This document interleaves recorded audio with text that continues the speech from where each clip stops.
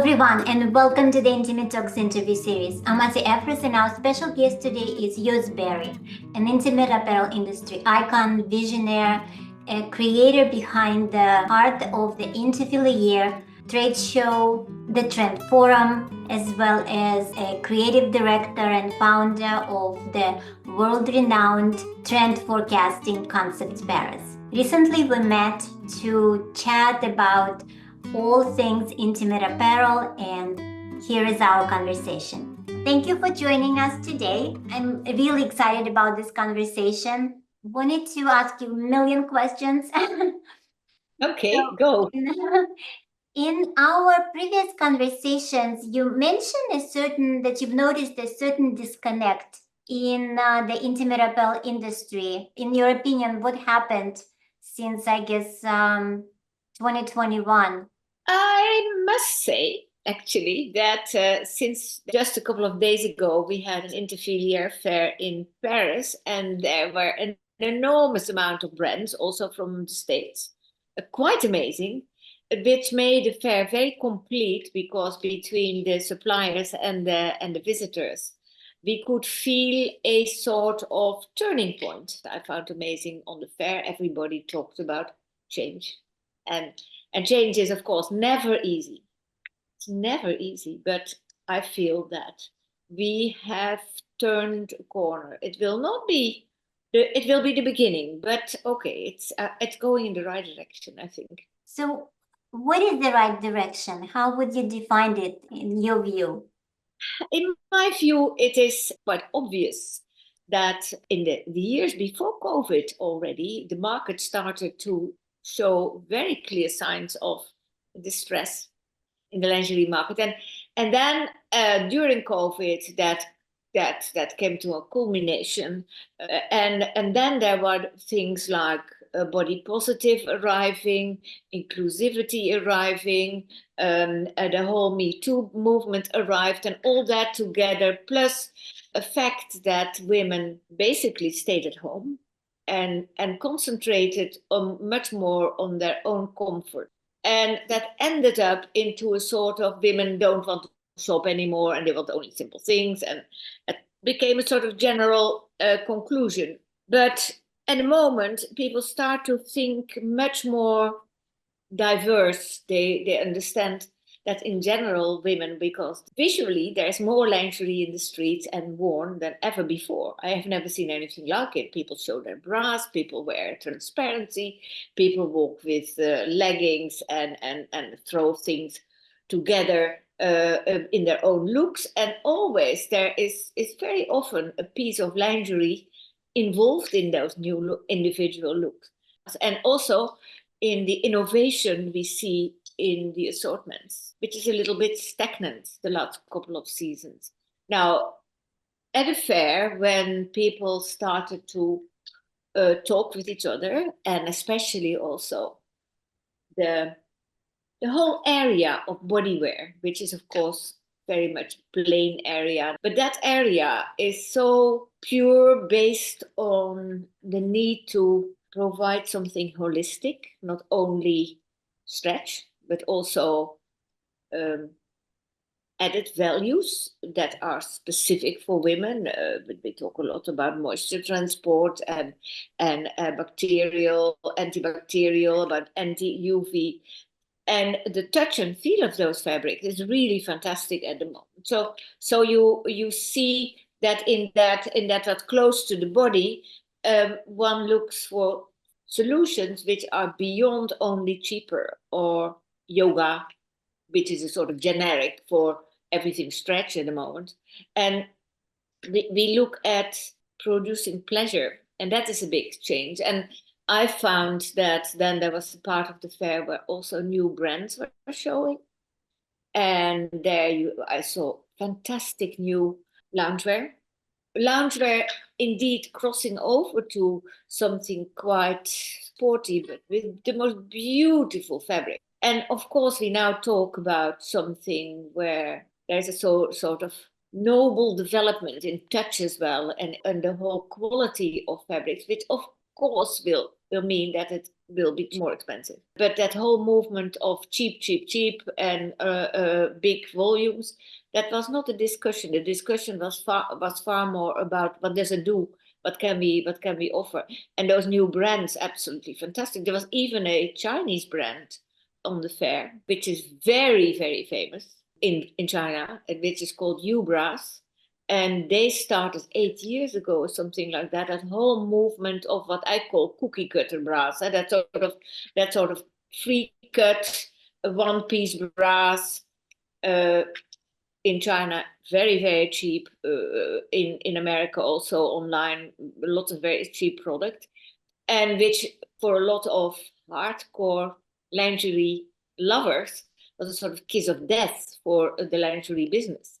Now, that company, Ubras, is now also launching, even for the Chinese market, the most gorgeous collection, of a real lingerie offer, from silk, washable silk bras, to gorgeous loungewear in blends of silk with cellulosic, beautiful open jacquard, where you think, now here you go, that is a Ubras in China, as there are a lot of startups in the rest of the world as well.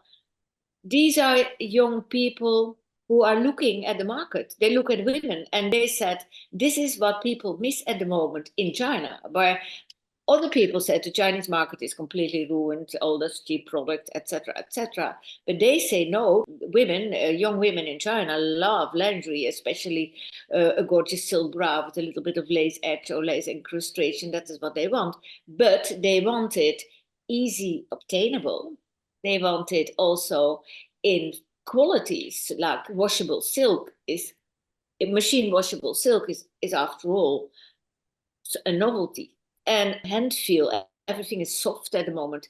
I was quite amazed of this sort of turnaround that was completely different than on the January fair, or even at Curve in New York, where it still was a lot of talk about super big sizes, fit.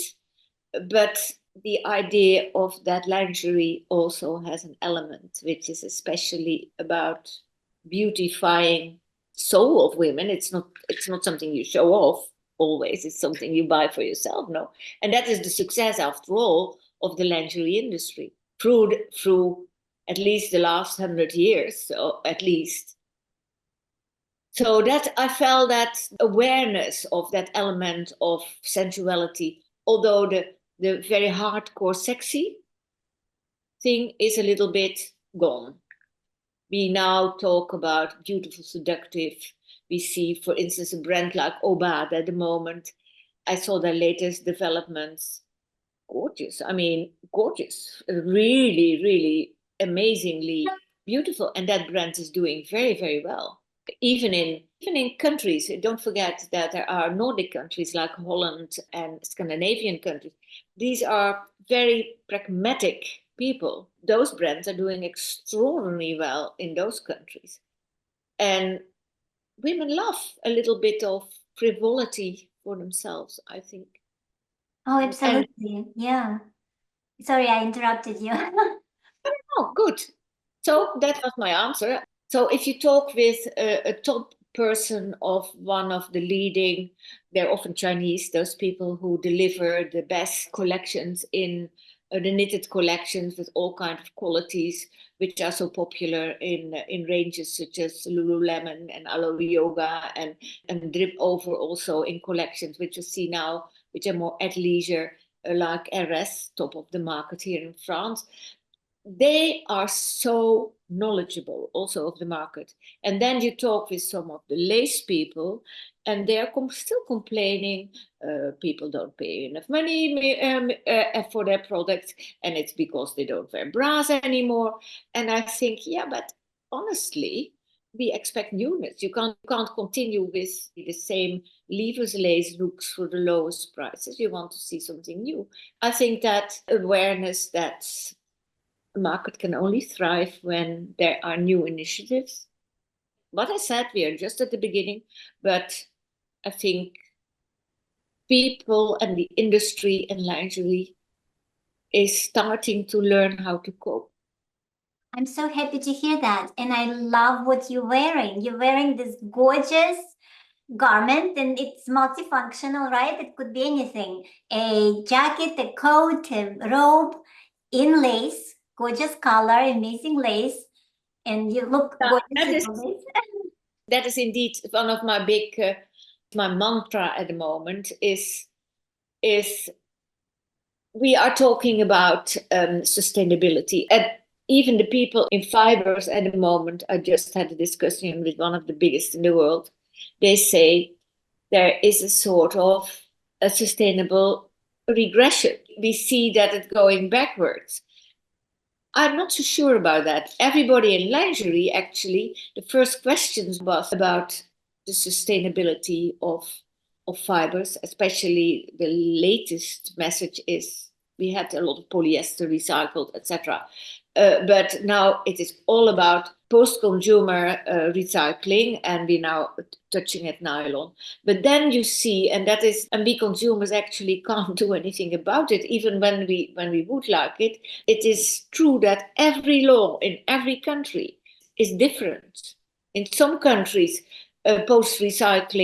recycled fiber have certain needs for certification, but between America and China, at this moment, China, for instance, in importations of materials, and a lot of materials are imported from the rest of the world for production in China, they are the most severe. So it is a process where in the technical part of the sustainability, which is really, really difficult and also incredibly complicated, and people doing their very best, and there are all kind of investments going on. But on the other hand, when I talk about a 24-hour wardrobe, I'm talking also about fabrics that can be much more than only one thing. For instance, all those stretch fabrics. I mean, and you see that also at Skims, for instance. You can do much more with the stretch fabric than only make an underpant of it. I'm a big fan of lace, and this is a very good example. This is I made this coat myself because it is difficult to find it, and I ordered from a lace manufacturer. This is a Rachel lace, which is not extraordinarily expensive, but you can imagine it will also not be a giant volume bestseller because it's very specific in taste, but it would certainly deepen the relation between the consumer and the lingerie assortment, because it's something special. It's very, I think it's very much in the mood of Natori, where she makes garments you can also wear, like for a cocktail or in your bedroom or something like that. That idea of the 24-hour wardrobe, where you can say, okay, lace. Now, if you would develop the lace so that it's not only a good-looking lace for a bra, but can do much more things, and that's a question of design, but it's also a question of color. So what we have to learn as well is to get away of those typical only for lingerie colors, and that is happening.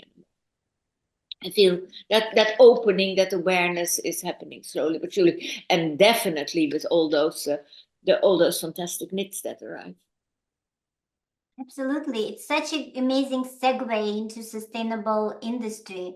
Let's say we talk about space exploration. What type of wardrobe will women take with them if they go in this confined environment of the spaceship? That's how I think. I don't know. So, yeah. Oh, that's very exciting. But you can already think about a simple plane, because with the growing prices and the fact that on all the budget airlines you now have to pay for your luggage. Yes. It is better to have as least weight as you can, so that and with things that are multifunctional. And that is obviously happening in our wardrobe already without even that. Think about a legging. I mean, there is nothing more multifunctional than a legging or a t-shirt. I always talked about, in the past I said, I see a future and it has a name, the t-shirt attitude. The t-shirt attitude for me is everybody can wear it. everybody can do it in its own way. It's something that more or less is a sort of description of what I now call the 24-hour wardrobe. It is what you make out of it, and it is also what quality you would like to hang on it. Do you want something that is disposable? And that disposable fact, obviously, slowly but surely, is less popular. That idea about buy it cheap and throw it away. People are getting into a situation where they think twice. And all the discussion also on the fair was, listen, if somebody says to you, this bag is recycled for your grocery, at the end of the day, only when you can reuse it for something else, it's thrown away again. So recycling stuff to be again thrown away and adding to the enormous heap of stuff, it doesn't make sense. So that is really something that people are getting more and more aware. Recycling in order so that it never comes back into consumption, but is reused. So we now recycle yarns to make new yarns that can be reused again, instead of just that one time recycling, and you can only do that once, and then it has to come back on that enormous mountain again. So we people from Eastman, they who make Naya, a cellulosic fiber, quite fantastic. They also said to me, yeah, that whole discussion is so difficult to have because it always means something more expensive. Yeah, that works. That a little bit more expensive. That definitely works when the longing to have it is also quite pushed, because why should you buy something that is only cheaper and looks exactly the same? These are discussions that are happening at the moment. Yeah, and then lingerie industry, don't forget it.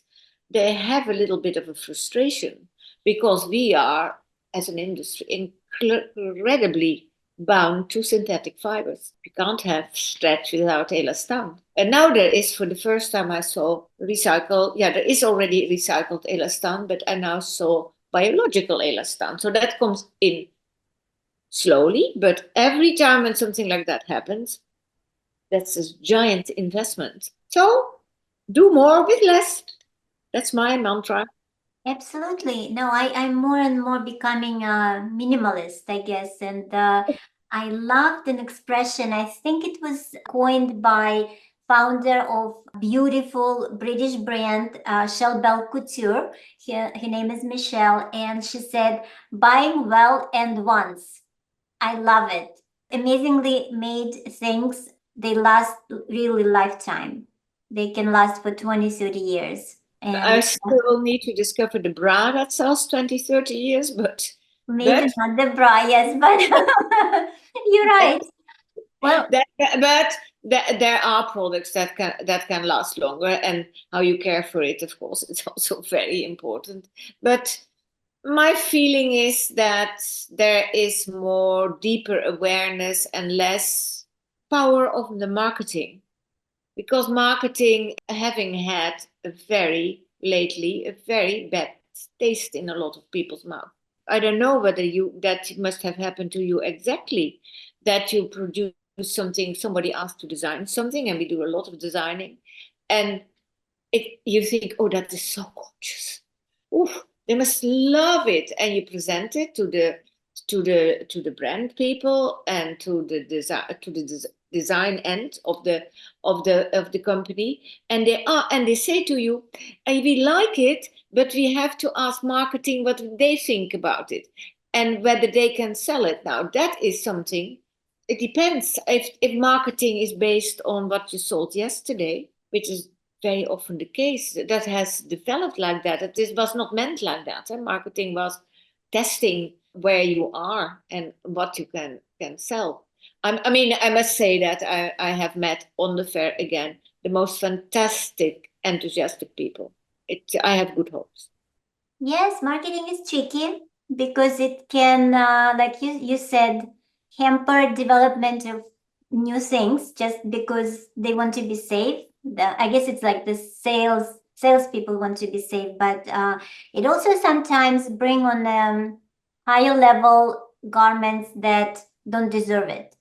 I don't know. It's just like over marketing, I guess, over marketing the idea, and I see it a lot when marketing is very loud, but the brand doesn't measure up really.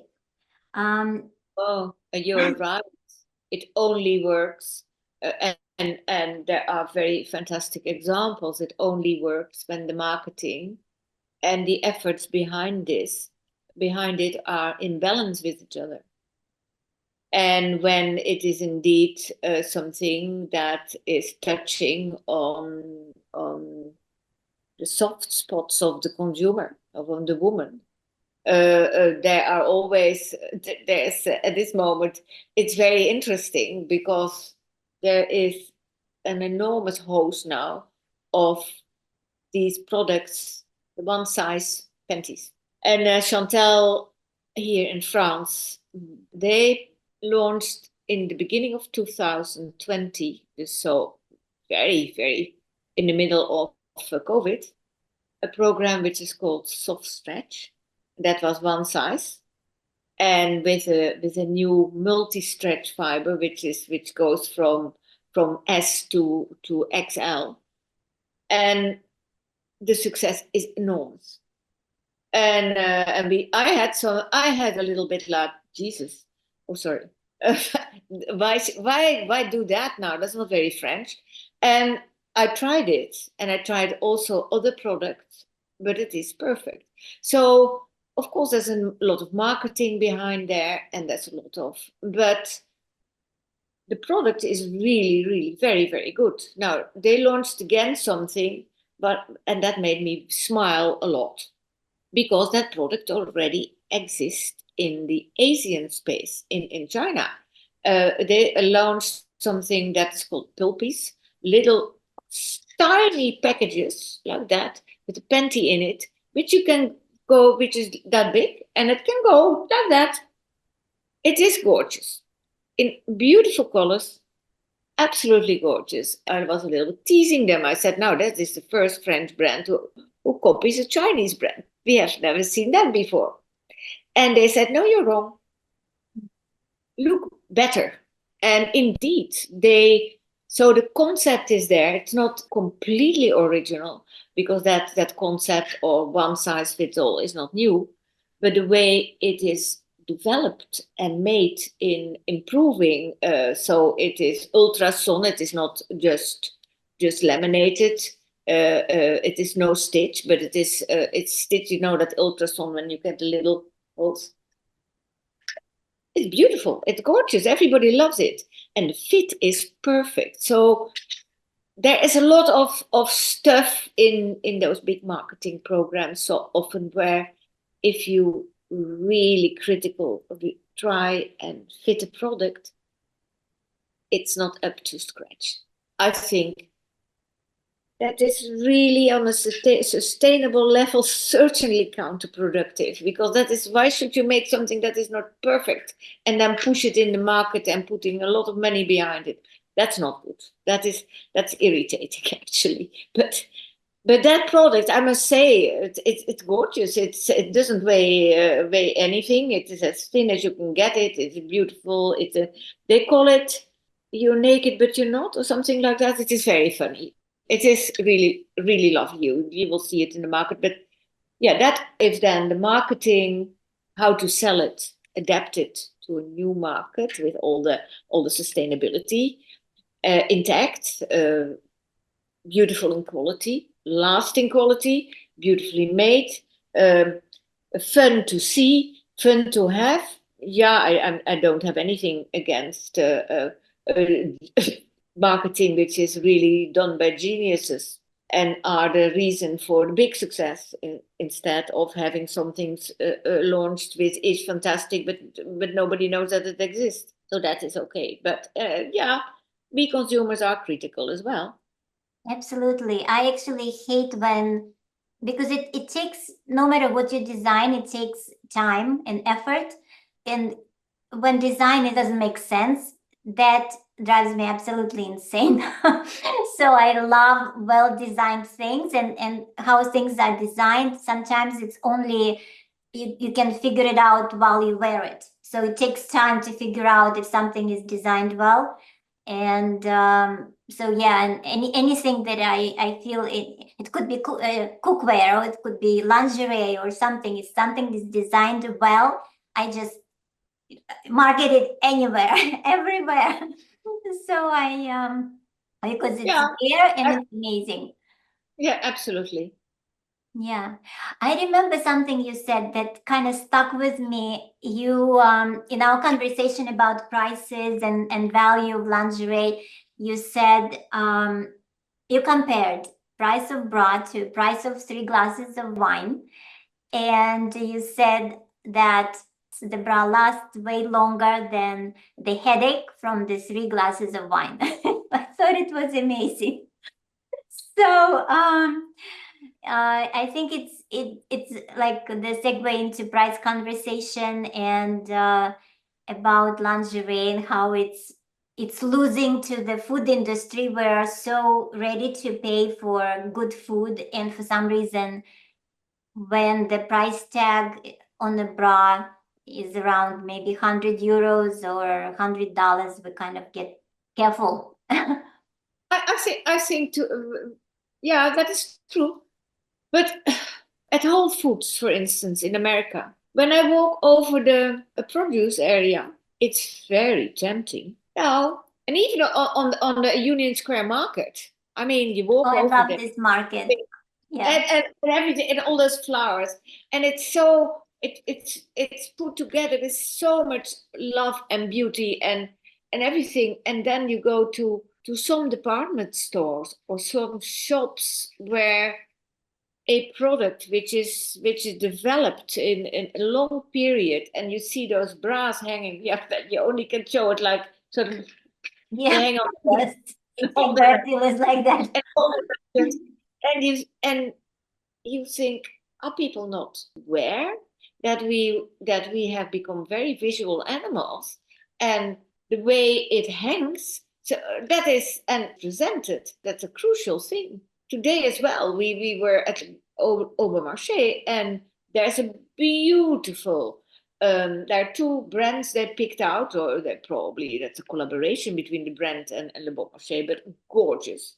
So they took out the most expensive ones, Lisa Charmel, with their own sort of quite big and whole area around a little cafe where you could sit and drink your little coffee, a little sweet, and that around there were those gorgeous bras. Lisa Charmel has a history. It can do sometimes a little bit over the top, but it was really gorgeous.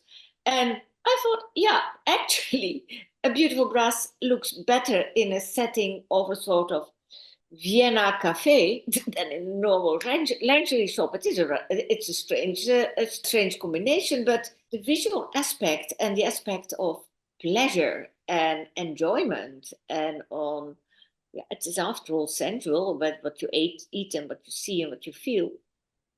No, that's what was the thing. We talked a lot about that also during my presentation on the fairs, about the importance, including the development of sustainability, of an holistic feeling. If it only says, and this is sustainable, who cares? But when it says sustainable because now this new fiber is giving you is definitely giving you pleasure on your skin, that feels already dramatically different. And then, for instance, you see there's all kind of new nightwear at the moment, and we were looking at that as well. A lot of those typical micromodal cotton, very high gauge knits, very beautiful, very soft, very gorgeous. If you hang that on a hanger, it looks like a sack.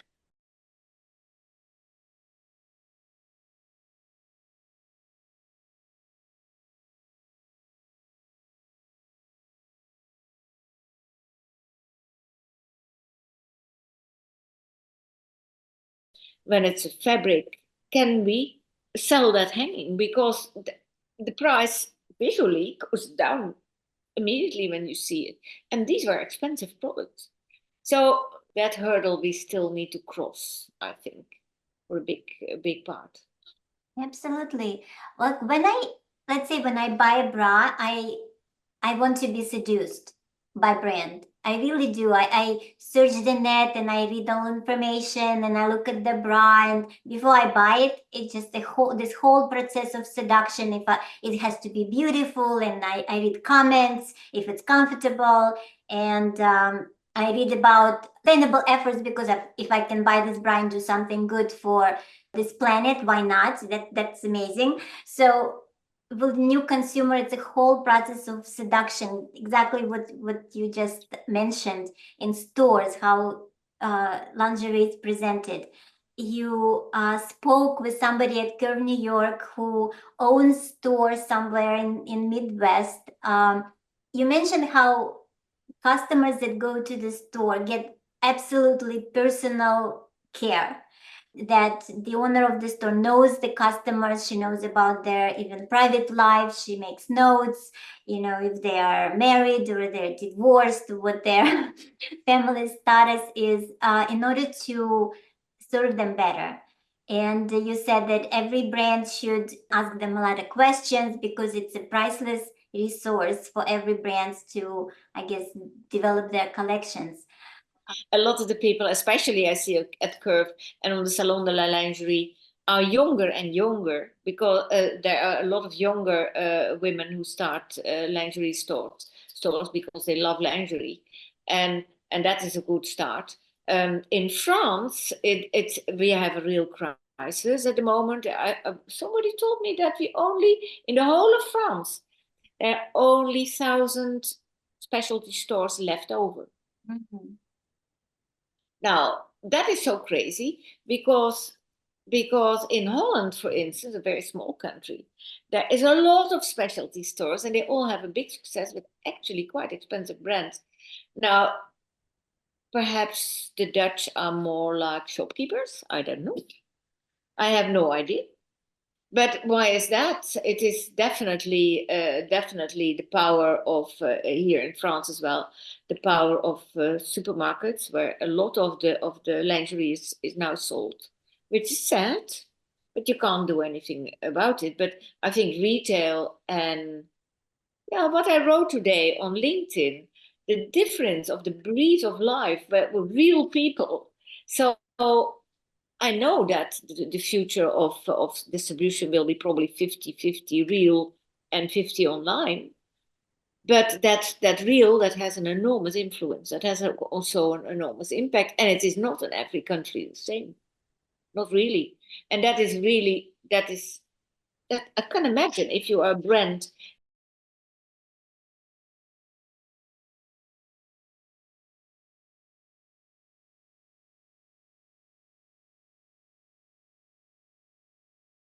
But yeah, I believe in those fantastic women who have a deep bond with other women. I heard yesterday from one of my contacts that one of the best-selling stores in his brand, which is one of those very successful Belgian brands. So there, Van der Velde, they have Marie-Jo, and it's incredibly successful.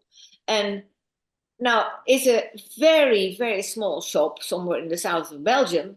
And that woman, he's a representative of the brand, and he came in that shop, and there's all kinds of boxes with names on it. And he said, "What the heck is that?" She said, "Oh, there are people who are calling me then and say, is that new color in that bra? Is that now in?" And so they are almost like a mail order themselves. They have piles of stuff and orders. And the trust between a salesperson and a woman is incredibly important in lingerie. That is so, and that you can't.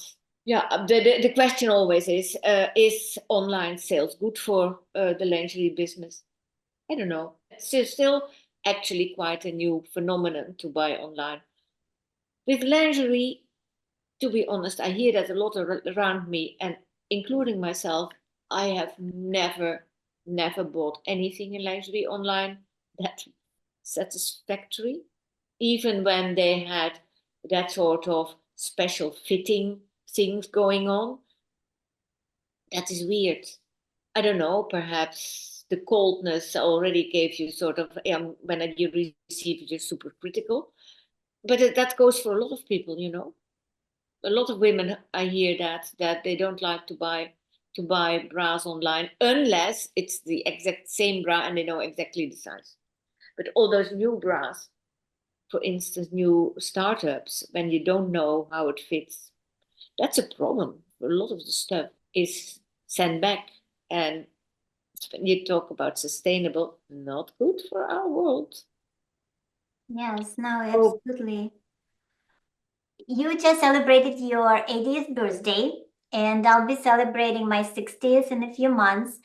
So, what is your secret of vitality, longevity, and creativity? Because you always look amazing. You have the most innovative ideas. So, what is your secret? Ah, yeah. So Dara, I said that before. I'm very I'm blessed with good health. That makes and I'm also blessed with a lot of experiences and a lot of interesting people around me who have taught me already that if you want something, it's better that you do it. And so it's a question of experience. And again, I'm a big believer in we have a brain and we better use it.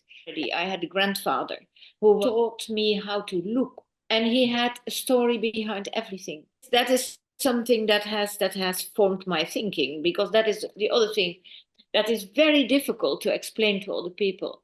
It's called lateral thinking. Everything is connected. So a lot of young people around me are always surprised that I come to conclusions which they can't understand where the heck I'm coming from.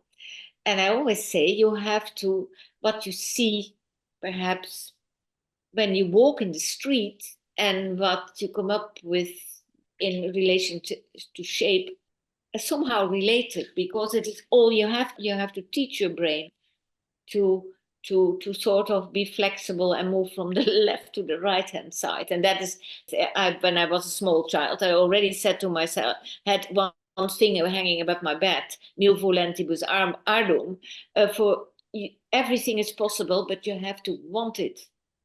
And yeah, that is, you come back to that idea of fear. If you go through deep ends, I think that is also a chance to learn. Yeah, good health and a student of learning. I like to be part of everything. Automatically, you meet fantastic people. I mean, this is also, and I must say that this is an industry, the lingerie industry. It has, of course, it is fashion, but I also have worked in the ready-to-wear industry, and the thing that combines it is women. There are women connected with what you make and what you sell, and they are for me the most important part of pleasure. But also in the lingerie industry, there are a lot of people who don't give up, because it's a very technical industry. It's not easy. It's absolutely not easy. It is for most people in this industry. They are fighters, and therefore perhaps the move over the last, say, about 20 years or 30 years, perhaps longer, from people who were makers, real makers, they made the product, to traders now, that has changed the industry dramatically, and also some of the people. But in general, we see now that with all the demands that come towards us to to find solutions in a certain way, that it's a sort of natural selection. People in this industry are just nicer than in the other fashion industries. That sounds very nasty to the other industries, and there are lovely people there, but it is easier to make a skirt than to make a bra. Yes. And to have success with a skirt, you cut a piece off and you say this is the newest. That's easier than to say this is a new bra. People will not believe you just like that. That is definitely one of the reasons also. It keeps you young, it keeps you animated, and it keeps you challenged. That is the word. Okay. Thank you so much. It was another amazing conversation and hope we can talk soon again. I hope so too. Thank you. Bye. Bye-bye. Bye. If you find this content useful, please like the video, subscribe to the channel, hit that notification bell to see more videos from Intimate Talks interview series. I'm Asi Efros. Thank you so much for watching.